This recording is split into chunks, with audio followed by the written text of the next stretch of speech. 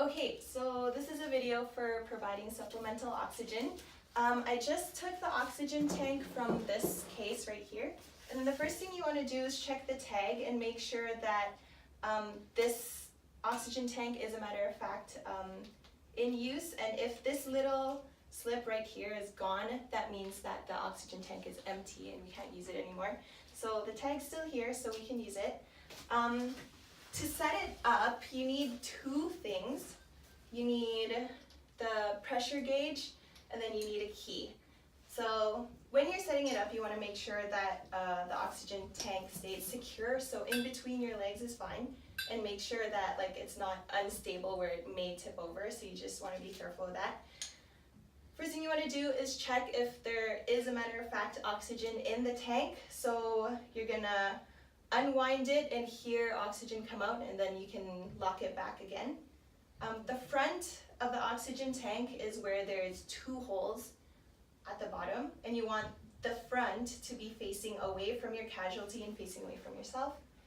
And then you want to just unwind it towards the left, so counterclockwise, and lock it back in place so you heard that there is oxygen coming out. After that, then you can put the pressure gauge on. The two little nubs here align with the two holes here. And you can put that in. There we go. And then you just wind this part so that it's secured in place.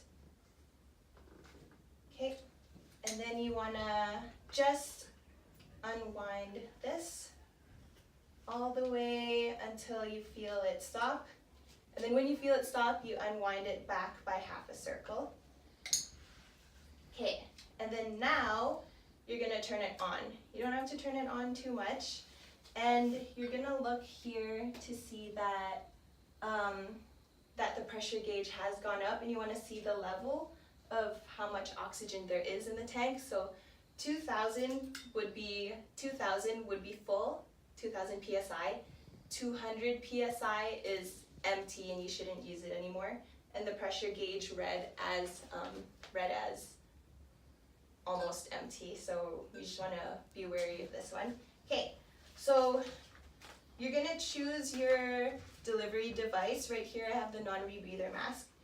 You're going to attach it onto the hole right here. Okay, and then for non-rebreather, you want to deliver, you could do 10 liters of oxygen per minute. Turn it on there. And then you're gonna cover the hole and then see this inflate.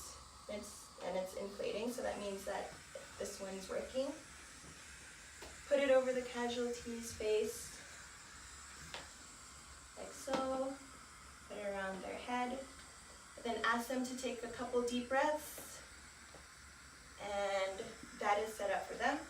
If you're gonna walk away from the oxygen tank, make sure that it's laying on the ground and facing away from the casualty, or ideally you would put it back in the bag so that it doesn't roll away. You just wanna make sure it's secure. Okay, so to disassemble it, you wanna turn it off, take it off of the casualty's face. Okay, and then you want to close the oxygen tank, so wind it, clockwise to close it. Clockwise. Take off the device. Take off the pressure gauge. Or no, you wanna make sure all of the oxygen is out first. You wanna turn it on real quick, and you hear all the oxygen come out. Close it. Unwind this.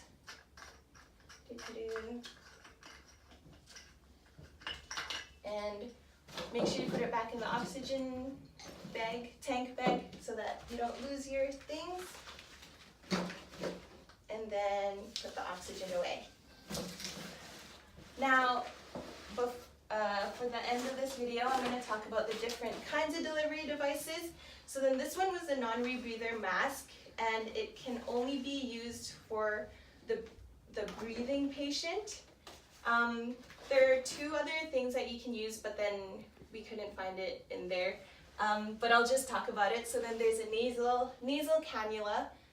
It's just two little nubs that go inside your nose and then go around and then goes into the oxygen tank. And you use that only if the conscious breathing casualty is uncomfortable with the non-rebreather mask. For the nasal cannula, you can only deliver up from 1 to 4 liters of oxygen per minute. The non-rebreather, you could go up to 15 liters per minute. So the non-rebreather is more ideal. You only use a nasal cannula if they're not comfortable or if they're fidgety with their face, like they don't like the thing in their face and they keep hitting it off. Then you put the nasal cannula, you can tape it on, it's more secure. And the third kind of device that you could use is the bag valve mask, resuscitator mask, or even without the bag valve mask, the resuscitator mask. And you use that only to the unconscious, non-breathing casualty. They could be breathing and unconscious, but then you ideally want to use that if they have a risk of going into respiratory arrest, so that you could do rescue breathing right away. So what it is basically the attachment of the bag valve mask, and then it comes with a strap that you can put around their face, and then if you need to do rescue breathing, you can breathe onto it directly, or you could attach the bag valve mask onto it. For that one, you could administer 10 liters per minute of oxygen as well, and it delivers 90% of oxygen. And yeah, I think that's it.